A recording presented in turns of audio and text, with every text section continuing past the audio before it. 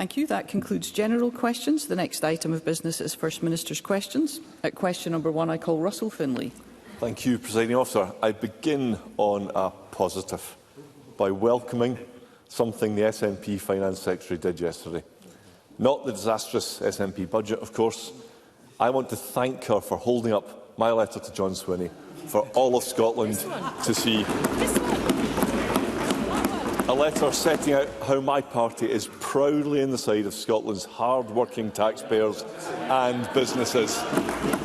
I brought my own copy today, but instead of reducing tax, of course, the SNP have dragged more Scots into paying higher income tax. Every worker earning over £30,000 will be forced to pay more than those in the rest of the UK. So how can the SNP boast about always taking more for public services that only ever get worse? First Minister. Presiding Officer, let me reassure you that I will not be using props in the course of this answer, unlike Mr Finlay. But Mr Finlay helpfully reminds the public of the problem with his letter to me of the other week. Mr Finlay's letter discloses a £950 million gaping hole at the very heart of the Conservative taxation proposals to this Parliament. That reeks of economic incompetence. And that economic incompetence is a consistent approach for the Scottish Conservatives. So Finlay. Because I know how much John Swinney appreciated my first letter, I've sent him a second one this morning. It sets out the savings we'd make. Our plans are reasonable, affordable, fully costed and fully funded. They would deliver fairness for Scotland's taxpayers.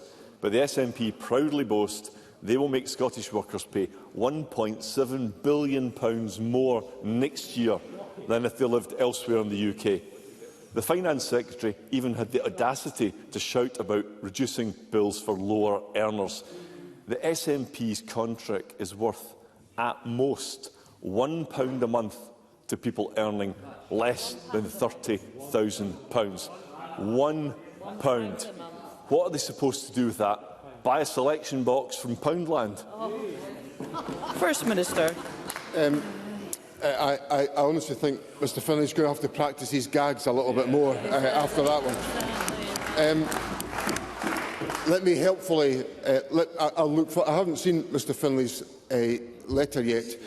I was out at an early learning centre this morning explaining the importance of the Government's commitment to lift the two-child cap which the Conservatives imposed, sending children into poverty in our country. So I'll have a good look at the letter when I get back upstairs. But let me just tell Mr Finlay two things. First of all, on tax alone, 50%, more than 50% of taxpayers in Scotland are better off than in the rest of the United Kingdom as a consequence of the tax decisions that we have made.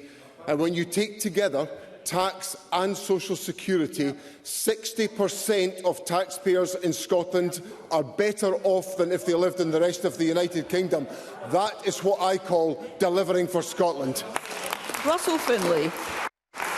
Well, I hope that John Swinney learned something from the children at the Early Learning Centre. We know that public services never improve under the SNP. More taxpayers' money is going to the NHS, but the SNP have no plans to reduce waiting lists or bureaucracy. Right. Scotland's Independent Auditor-General this week said the Government has no vision for our health service and that changes are urgently needed. Hospitals across Scotland are already in crisis, and while the SNP Health Secretary takes taxpayer-funded limos to Pittodrie, ambulances are being sent away from Aberdeen Royal. Yet the SNP Government contains a rehashed pledge to reduce waiting times. That same promise was supposed to have been delivered by September, 3 months ago. So why would anyone believe the SNP will keep their word this time? First Minister. Mr Finlay made the point that apparently there's no enhancement of public services in Scotland, but the Early Learning and Childcare Centre that I visited this morning is part of a network around the country which is supported by £1 billion of early learning and childcare investment, which has meant that for 3- and 4-year-olds in this country, and for many 2-year-olds, they have access to 1,140 hours of early learning and childcare, a promise made by the Scottish Government and delivered by this SNP government. Now, Mr Finlay talks about efficiency within government, and the Minister for Public Finance, Ivan McKee, who is sitting in the chamber today, was referenced by the Finance Secretary yesterday as having a remit to address the issues of productivity and performance within public services, and he is devoting his energy to doing that as part of the plans that the Health Secretary and other ministers are taking forward in our public services. So, for Mr Finlay for Mr Finlay's benefit, I would say this. This government is absolutely determined to improve the performance of our public services. There are challenges in our public services arising out of the disruptive effect of COVID, but this government is 100% focused on making Let's sure... hear the First Minister. This government is 100% focused on ensuring that the resources that we've decided to allocate to our public services have the effect of meeting the needs of the people of Scotland, but it will only happen if this Parliament supports the Government's budget, and I invite Mr Finlay to do so. Russell Finlay. I, for one, am delighted to hear John Swinney is going to fix the mess that he's made over the past 17 years. He's going to begin fixing the mess that he made for 17 long, miserable years. This budget perfectly illustrates what a John Swinney government looks like. Broken promises rehashed, no plans to fix the NHS, benefits rising out of control, bigger bills for businesses, higher taxes on workers, and more waste on ferries and nonsense projects. People have had enough of taxes going up while public services decline. This budget might work inside the left-wing Holyrood bubble, but how does it help workers and businesses in the real world? First Minister. Well, I suspect businesses around the country will welcome the tripling of investment. Mr Burnett is laughing, and Mr Lumsden, as usual, is out of his seat with his shouting and bawling. Well, maybe Mr Lumsden should think. Members, let's settle. Maybe Mr Lumsden and Mr Burnett can find it in themselves to welcome the tripling of investment in offshore renewable investment that the government has put in place. Maybe they could welcome the £768 million investment in housing to boost affordable housing expenditure in Scotland. Perhaps they could welcome the £200 million refuelling of the Scottish National Investment Bank to strengthen the Scottish economy. That's this government delivering to strengthen the economy in Scotland. Question number 2, Anna Sarwar. Thank you, Presiding Officer. Yesterday, the Finance Secretary laid out the SNP government's budget for the upcoming year. Thanks to a UK Labour government getting rid of the Tories and ending the era of austerity, the Scottish Government have an additional £5.2 billion to spend. This was an opportunity to confront the challenges facing our country and take us in a new direction, an opportunity clearly missed. And nowhere is that more important or clearer than with our NHS. So when 1 in 6 Scots are on an NHS waiting list, why is the height of John Swinney's ambition that by March 2026 Scots won't have to wait more than a year just for an appointment? First Minister. The Government, as I've explained to Mr Finlay, is absolutely focused on improving waiting times, and the record financial settlement for the health service of £21 billion is a very significant contribution to enabling that to be the case. And ministers will work with health boards, as I saw when I visited Forth Valley Royal Hospital on Monday, on initiatives to practically improve waiting times in our hospitals. And Mr Sarwar has my commitment the Government will do that. Now, I'm really interested in Mr Sarwar's language about new direction, because if Mr Sarwar doesn't like the direction we're taking about health service expenditure, Do I take it to mean that he doesn't support the increase to £21 billion? Does he want less than that? Is that new direction? Is that the new direction that Mr Sarwar wants, that he wants us to have less investment in the National Health Service? Now, Let's hear the First Minister. What I'd simply say to Mr Sarwar is this. I welcome the investments that are being made in our public services and our public finances as a consequence of the United Kingdom Government's decisions. That is welcome. I've made that clear before. But what now matters is, will the Labour Party support the Government by making sure that those numbers Mr Johnson. Can be put into practical reality? Will the Labour Party support the Government's budget to make sure we can invest £21 billion in the National Health Service? Anna Sarwar. I think John Swinney's forgotten. He's not a bank manager. He's meant to be running a country, delivering positive outcomes for the country. And all he does is what he normally does. This SNP government focuses on the inputs and not on the outcomes for patients across the country. And within the last week, we have had damning reports from the IFS and Audit Scotland. The IFS, despite proportionally higher spending and more staff, Scotland's NHS is lagging behind England. On almost every measure, performance is worse. There are poorer outcomes for Scots. Audit Scotland, despite higher funding and more staff, fewer patients are being seen. No clear plan for reform. No delivery plan. Greater leadership is needed. But yet again, these warnings have been ignored. So why is this SNP government squandering the opportunity of £5.2 billion of additional money and record levels of spending that could actually take our NHS in that new direction? First Minister. Presiding Officer, if we look at some of the issues on performance, for example, there has been an increase in the number of operations performed in the National Health Service over the last 12 months. We have seen increases in the performance on waiting times in a number of different disciplines. If we look at cancer care, there has been improvements in the performance in relation to the 31-day standards, so that more patients have been treated and been treated in a quicker timescale. Now, Mr Sarwar asks about the squandering of the opportunity. Well, the only squandering of the opportunity that will go on is if the Government is unable to put the practical proposals in the budget into practice on the 1st of April. That means this Parliament has got to pass the Government's budget. Now, we are open, very open, to constructive discussion with political parties about the contents of the budget. But Mr Sarwar will, in his own words, squander the possibility of strengthening our public services if he doesn't vote for the Government's budget. Anna Sarwar. Presiding Officer, can I remind John Swinney that SNP MPs voted against £5.2 billion of additional money coming to the Scottish Government just there.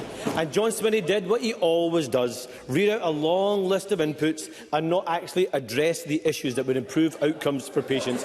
The usual sticky plaster approach. Let us hear Mr Sarwar. I can understand why his blood pressure is high, don't worry, Presiding Officer. The usual sticky plaster approach, all about inputs and not about outcomes. Because it's not just about how much you spend, it's about the quality of care that patients receive and the health of our nation.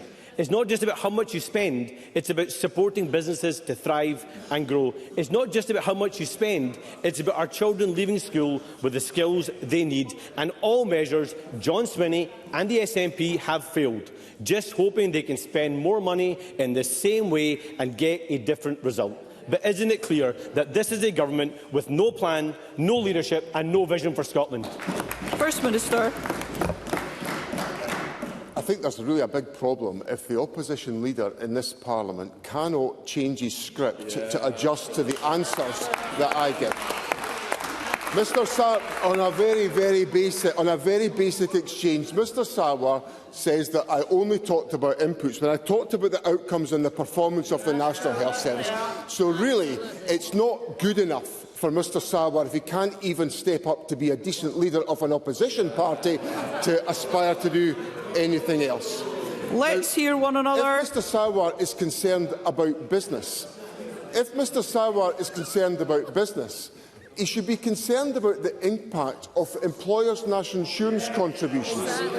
Because he only needs to look at his UK Government data on this. The impact of employers' national insurance contributions are not going to improve the standard of living in people in the United Kingdom over a 5-year period.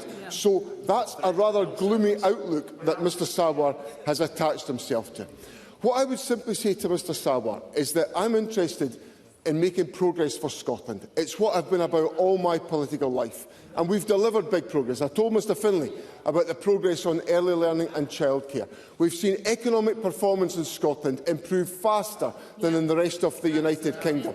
I want to build on that, but it will only happen if Mr Sarwar and his colleagues support a government budget that will repair the damage to the winter fuel cuts from the Labour government, raise the two-child limit, all involved in the government's budget. Mr Sarwar should decide to support the government's budget and deliver a good outcome for the people of Scotland. Question number 3, Alex Cole-Hamilton. Thank you, Presiding Officer. To ask the First Minister when the Cabinet will next meet. First Minister. The Cabinet will next meet on Tuesday. Alex Cole-Hamilton. Presiding Officer, rural healthcare is a key priority for the Scottish Liberal Democrats, and the Government listened to some of our demands by including in the draft budget yesterday a long overdue replacement for the Belford Hospital in Fort William. Now we need shovels in the ground.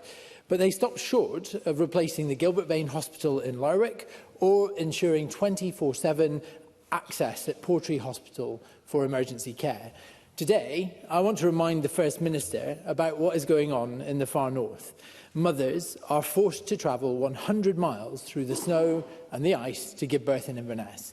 And an investigation by the Scottish Human Rights Commission received testimony to say that the situation was, and I quote, barbaric. Women left terrified by 4-hour drives in the dark with deer on the road. It even heard that some have lost their fertility due to delays in accessing Raigmore in emergencies. No wonder they're moving away or choosing not to have any more children. Presiding Officer, Liberal Democrats have repeatedly asked for midwife-led maternity care in the far north. What is the First Minister going to do about it? Because these mums are still in danger. First Minister. So there are obviously a number of issues that Mr Cole-Hamilton has raised with us, both in the discussions and also in the points that he puts to me today. And in the discussions we've set forward and we've set out in the budget, a number of steps which address some of the issues about access to general practice services, and we'll look further at the issues in relation to Portree that he mentioned. I'm glad that we made progress on the Belford, and my colleague Deputy First Minister is delighted with that announcement as well. In relation to the Caithness situation is a slightly different question, because it is informed by assessments of patient safety about the volume of maternity cases that can be dealt with in Caithness. So it's not, I think, a question of investment, it is a question about the clinical safety of the service that is involved. Now, I quite understand, I totally understand, the challenges and the difficulties of the journey that Mr Cole-Hamilton narrates to me, because it is a long and difficult journey. But where ministers receive advice on clinical safety, we really have to have very strong reasons not to follow that clinical advice. But I will happily engage with Mr Cole-Hamilton and his colleagues, as will the Health Secretary, on this important question, to try to address the concerns which I know will exist in Caithness about this issue, and to try to find a way of reassuring the individuals on whose behalf Mr Cole-Hamilton raises the question today. Question number 4, Marie McNair. Thank you, Presiding Officer. To ask the First Minister what assessment the Scottish Government has made of the reported claims of not-for-profit social care providers regarding the impact of increased employer national insurance contributions on the sector in Scotland. First Minister. Presiding Officer, not-for-profit social care providers play a vital role in delivering care across Scotland, and I am very grateful for the hard work and dedication of everyone working in the sector. The Scottish Government firmly shares the concerns about the profound impact the increase in national insurance will have in Scotland, estimated to cost the adult care sector at least £85 million per year. We have outlined this to the United Kingdom Government and asked them to reimburse the national insurance increase for charities and social care providers in Scotland. We will continue to press the UK Government to do the right thing and reimburse, and I would ask all other parties in Parliament to do the same. Marie McNair. I thank the First Minister for that answer. The increase to contributions has been described as catastrophic for Scotland's social care sector. Will the First Minister join me in calling on Anna Sarwar's Labour colleagues in Westminster to fully reimburse costs to the Scottish Government for Labour's short-sighted plans to increase employer national insurance contributions in order for us to protect our social care services across the country? First Minister. I certainly make that call, and we've made this point to the United Kingdom Government, because Scotland's care providers are going to be facing a significant increase in the cost of their operations as a consequence of this activity, and we depend on these individual organisations to contribute to the delivery of social care within Scotland. The danger of the employers' national insurance contributions increase is that it's essentially ushering austerity by the back door. Because although there is a welcome increase in investment in public expenditure, there is also a commensurate increase in cost in the delivery of public services, and I would ask the United Kingdom Government to recognise that, so that we can take forward the effective investment in the care services upon which our public depend. Brief supplementary, Craig Hoy. Thank you, Presiding Officer. Labour has let down the Scottish social care sector with its tax on jobs, but doesn't the blame for the worsening crisis in care rest just as much with John Swinney as it does with Keir Starmer? Since 2021, the care sector has been in limbo, waiting for the National Care Service, which has swallowed up £30 million, which could have been spent to mitigate Labour's national insurance hikes. So will the First Minister now do this? Take this opportunity to confirm that the National Care Service is dead and buried, and allow ministers, councils and care providers to focus all their attention and their money on the worsening crisis in Scotland's social care. First Minister. But I can assure Mr Hoy that there is no lack of focus on addressing the challenges on delayed discharge and social care in my government, and the Health Secretary and I spend a great deal of time on this question. It's been a substantial issue for discussion with our local authority colleagues as we've taken forward the budget dialogue that I promised would be undertaken. There are conclusions to be arrived at about the National Care Service, but fundamentally what the National Care Service is designed to do, and this is an important point which Mr Hoy cannot ignore, is that there is huge variation in the availability of social care services from one part of the country to the other. Some parts of the country, the availability is absolutely first class. In other parts of the country, it's poor. That's not good enough for the citizens of Scotland, and I intend to fix that. Question number 5, Sharon Dowie.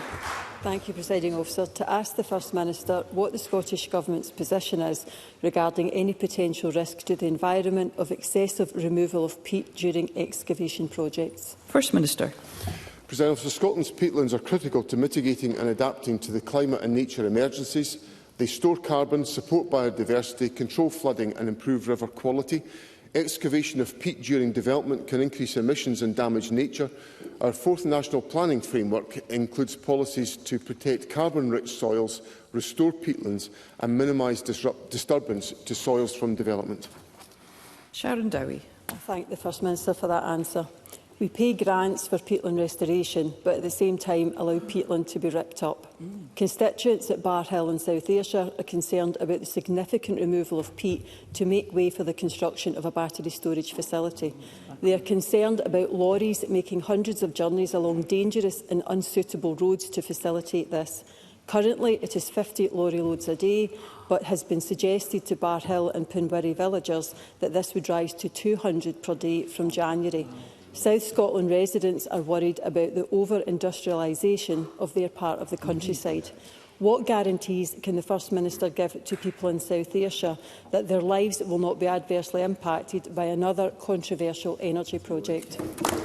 First Minister. Presiding Officer, the development that Sharon Dowie raises with me is a live planning application, so I cannot make any specific comment about that planning application. What I can say, however, is that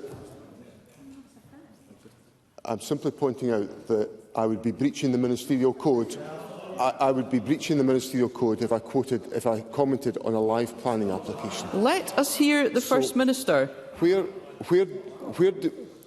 development on peatland and carbon-rich soils or priority peatland habitat is proposed, A detailed site-specific assessment will be required to identify effects on peatland quality, habitats and emissions so that mitigation can be built into project design and subsequent management. That is the obligation that is contained within National Planning Framework 4, and I would expect that to be applied by all planning authorities. Emma Roddick. Thank you, Presiding Officer. The Scottish Government has invested heavily in nature-based solutions to climate change, including doubling the rate of peatland restoration over the last 2 years to reach record levels. Can the First Minister outline how yesterday's Scottish budget will continue to support our efforts to reduce emissions and tackle the climate crisis? With reference to the substantive question, First Minister. Certainly, on the question of peatland restoration, which is implicit in the question that's been raised, the Government allocated additional resources to strengthen the work that is undertaken to improve the quality of Scotland's peatland resource. This is a huge asset for Scotland in dealing with climate and nature emergencies, and I'm glad that we were able to secure the necessary investment to support this development within the Scottish Government's budget yesterday. Thank you. Question number 6, Audrey Nicholl. Thank you, Presiding Officer. To ask the First Minister what progress is being made by the Scottish Government in establishing Scotland as a world leader in the green hydrogen sector. First Minister. So Scotland has the potential to be a world-leading hydrogen nation, and the Scottish Government is committed to helping the Scottish hydrogen sector develop and grow. The publication last week of Scotland's first hydrogen export plan marks a milestone in the country's journey toward becoming a hydrogen exporting nation. The plan sets out the key steps required to establish large-scale hydrogen production domestically, strengthening existing international partnerships and building new ones to enable exports and investment. Audrey Nicholl. Minister for that response. The Scottish Government has indeed an international vision for the hydrogen economy in Scotland. Indeed, research from PwC confirms Scotland is leading the UK in the creation of green jobs. Given the establishment of Scotland's hydrogen sector has the potential to become a key driver of green growth and prosperity, can the First Minister say more about how the Scottish Government's budget will further invest in a managed just transition and the benefits this will bring to Scotland? Minister. President, one of the fundamental points in the budget yesterday was the commitment to invest in Scotland's journey to net zero and to achieve the objectives that Audrey Nicholl has talked about. The utilisation of ScotWind resources for long-term investment is a significant strength in the budget. We've avoided the use of ScotWind resources to support day-to-day expenditure, which I know members of Parliament wanted us to avoid, and we have successfully avoided doing that. We are committed to taking forward the proposals in our Green Industrial Strategy, which will help us to take forward the investment in the hydrogen sector, and that will of course only be supported if the Government's budget passes and we're able to deploy that expenditure in the next financial year. Thank you. We move to open and constituency supplementaries, and I call Stuart McMillan. Thank you, Presiding Officer. The First Minister will be aware of my long-standing campaign to lower petrol pump prices in my constituency.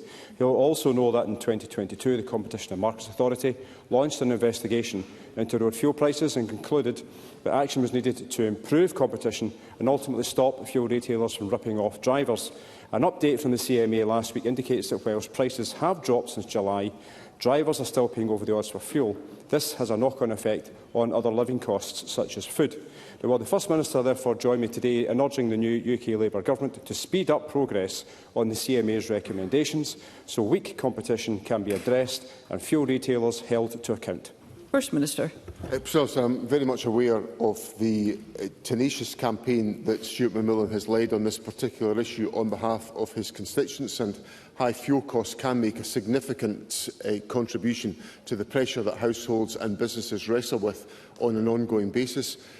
While I welcome the UK Government's plans to implement the CMA recommendations on the fuel price market, I would urge them to speed up progress where possible. Given the CMA's comments on current fuel prices, we would urge the United Kingdom Government to use the CMA's new fuel monitoring function, which commences in January of next year, to scrutinise the market and take action where necessary to keep prices that are paid by drivers at the lowest possible rate possible. Douglas Ross. Thank you, Presiding Officer. Last week marked 2 decades since Alistair Wilson was fatally shot on the doorstep of his family home in Nairn while his wife Veronica and 2 young sons were upstairs. 2 decades on, his killer continues to evade justice. And throughout this whole time, Veronica and her family have shown great strength and dignity, but it has been very clear that they are now critical of Police Scotland, elements of the investigation, and the Chief Constable of Police Scotland, who repeatedly refuses to meet with them, something I've urged Chief Constable Farrell to reconsider. But can I ask the First Minister, while acknowledging he cannot comment on a live police investigation, if he will meet with Veronica and her family to listen to what they have endured for the last 20 years and what they continue to go through as they fight to see the killer of their husband and father finally brought to justice? First Minister. President, I have, as I've said to Mr Ross before when he's raised this issue in Parliament, I have every sympathy with Mrs Wilson and her family at the unbearable loss that they have suffered and the trauma that they have experienced by the fact that the perpetrators of that attack have not been brought to justice, and I have every sympathy with them in that respect. Mr Ross realises the framing of his question recognises this point, that this is a live police investigation and these are operational matters for the Chief Constable to take forward. But with the caveats that Mr Ross has put into his question, that I cannot engage on a live police investigation, I would be prepared to meet with Mrs Wilson and her family to hear of their anguish. There will be a limit to what I can do, but if it provides any assistance and support to the family that the First Minister is prepared to listen to their concerns, then I'm prepared to do that. I call Martin Whitfield. Grateful, Presiding Officer. The First Minister will be aware of EDF's decision to extend the life of Torness Nuclear Power Station until 2030, a move that will secure hundreds of jobs, boost East Lothian and the south of Scotland's economy, but also provide crucial support to Scotland's energy grid. Torness has been Scotland's most productive clean energy asset, cutting 100 million tonnes of CO2, reducing the risk of blackouts and saving consumers up to £75 annually on their energy bills. So will the First Minister warmly welcome this extension? First Minister. So the Government has made clear that we welcome stability in energy supplies, and the developments that have been taken forward by EDF support that objective. There is, of course, a transition that we have all got to make to lower cost energy products and prices. I think that is best secured through investment in renewable energy. I hope that GB Energy helps us to speed up the approach that's been taken, particularly developments on the grid, which are the responsibility of the United Kingdom Government, and I do hope the incoming United Kingdom Government is able to improve the performance in grid connection so that Scotland can realise its energy potential. Because if it doesn't, then we will not be able to realise the opportunities for lower energy prices, which everyone wants to see in Scotland. Lee Coffey. Thank you, Presiding Officer. I welcome the announcement of £768 million for affordable housing by the SNP Government, which will deliver 8,000 new homes for social rent, mid-market rent and low-cost home ownership, some of which will, of course, be in my constituency. But I understand that this money will only be available if the Parliament votes for the budget. Does the First Minister agree that if MSPs want to tackle the housing emergency, they need to back the budget that releases the money to do this? First Minister. Mr Coffey is 100% correct. Well, it must... I'll say it again since it went down so well. Mr Coffey is 100% correct.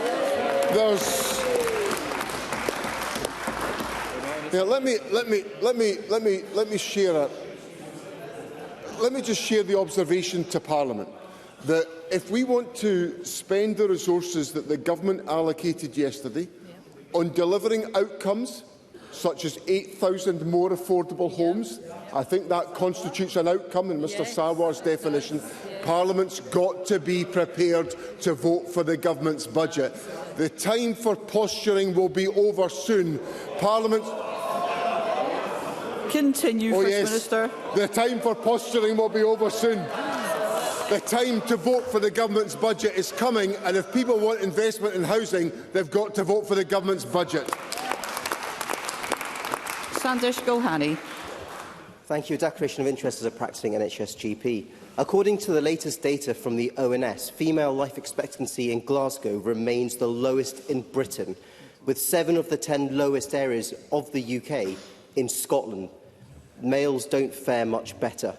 This all points to the SNP failing women, failing to protect safe spaces, failing to provide adequate housing for single mothers and failing to tackle women's health inequalities.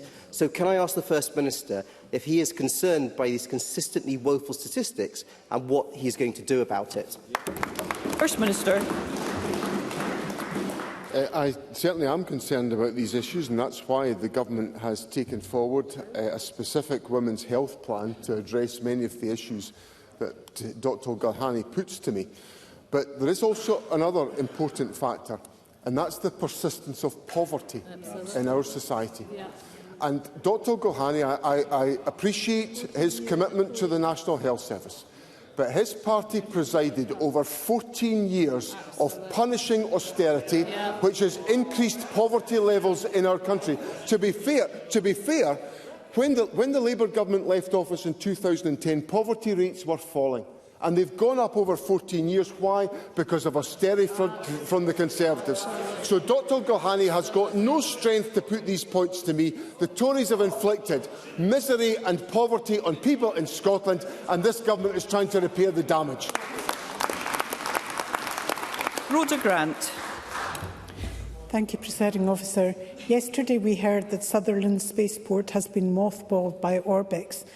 The spaceport was a positive development for the Sutherland community, bringing 40 jobs and economic benefits to a part of the Highlands that has suffered from depopulation. Orbex have received £14.6 million of public investment for the spaceport. Can I ask the First Minister if he'll intervene to make sure the development continues? And if that's not possible, will he make sure that the public investment can be recouped and used to bring jobs and an economic boost to that part of the Highlands? First Minister. I understand entirely the concern that Rhoda Grant puts to me, and my understanding of the decision that's been arrived at is to concentrate on the spaceport development that is proposed in Shetland.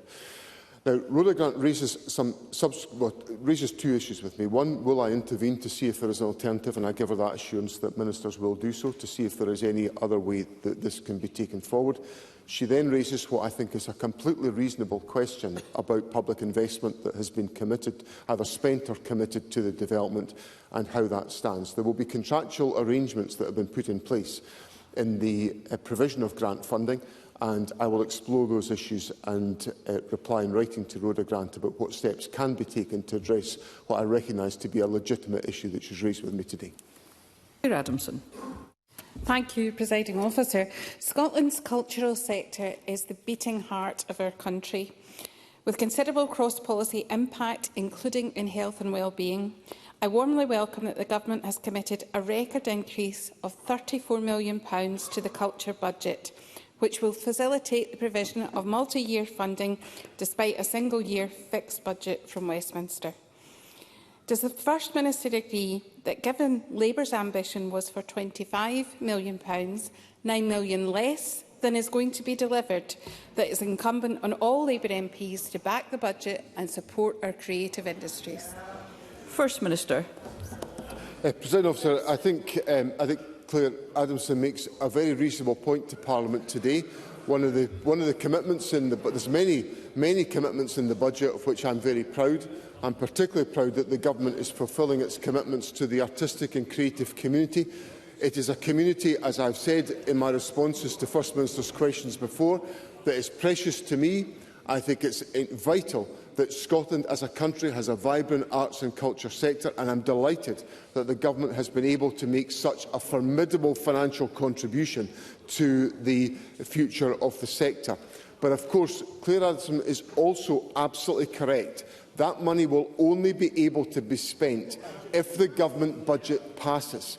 And to remind Parliament, the Government does not have enough support on its own to pass the budget. So we need to have a climate, and the Government is doing its best to try to reach agreement with other parties.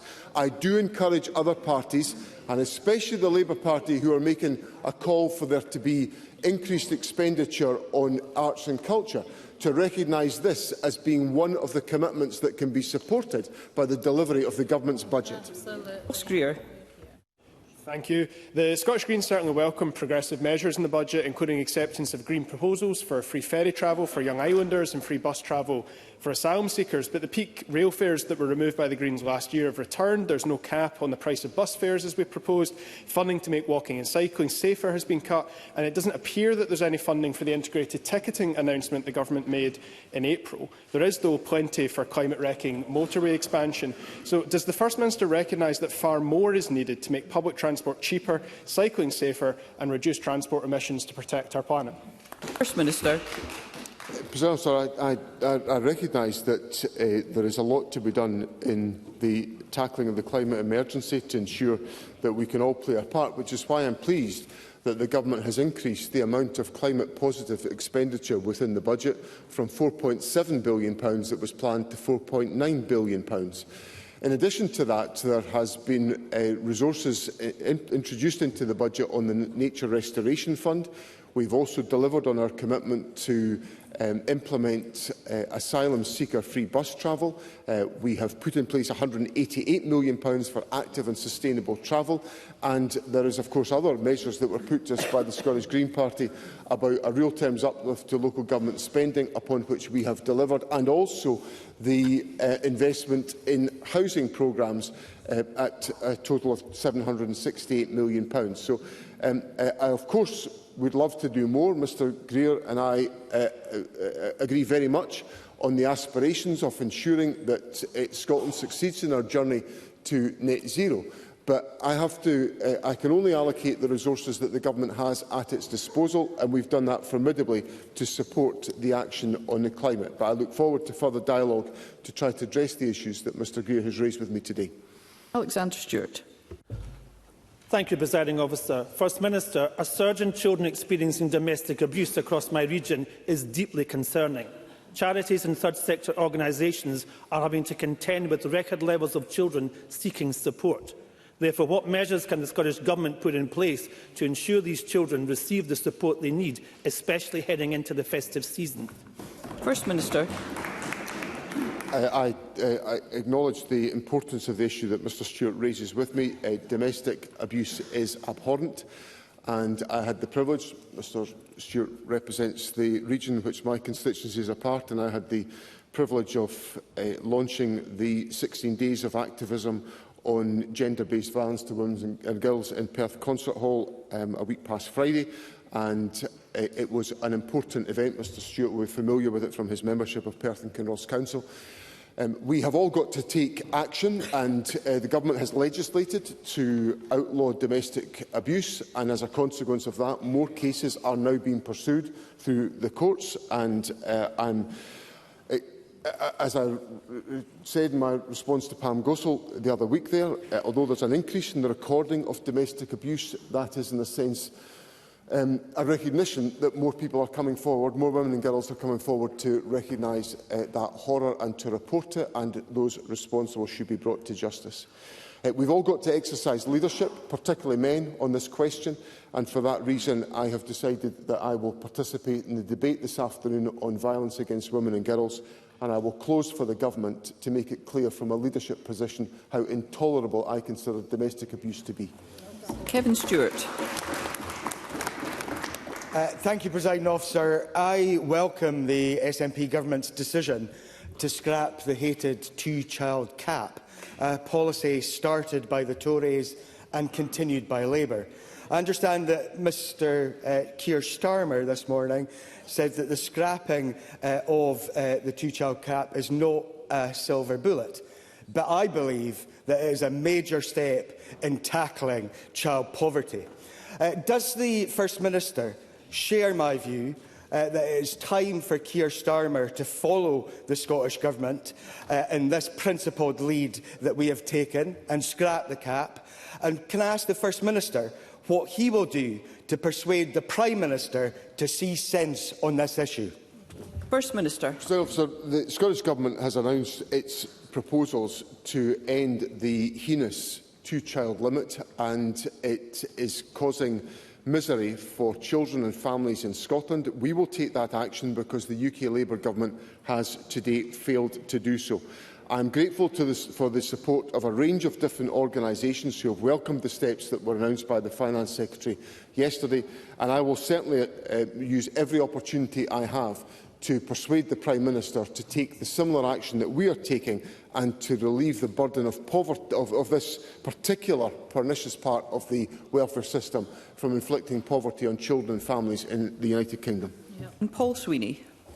Thank you, Presiding Officer. The Locum Psychiatrist Survey published by the Royal College of Psychiatrists found that the number of whole-time equivalent general psychiatrists has not changed in a decade.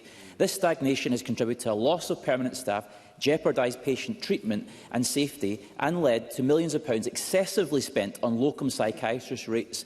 Does the First Minister accept that this problem needs sustained investment, not short-term fixes, not in-year budget raids, and certainly not a £20 million cut to the mental health services budget? First Minister. Well, there is no such thing in relation to the mental health budget. The Government is investing substantively in mental health services to improve performance, and we're already seeing within the CAMS system, for example, significant improvements in waiting times. I agree with Mr Sweeney about the importance of sustained investment. That's what the Government is committed to, and that's what the Government will deliver. That concludes First Minister's questions. The next item of business is a member's business debate in the name of Paul Sweeney, and there will now be a short suspension to allow those leaving the chamber and the gallery to do so.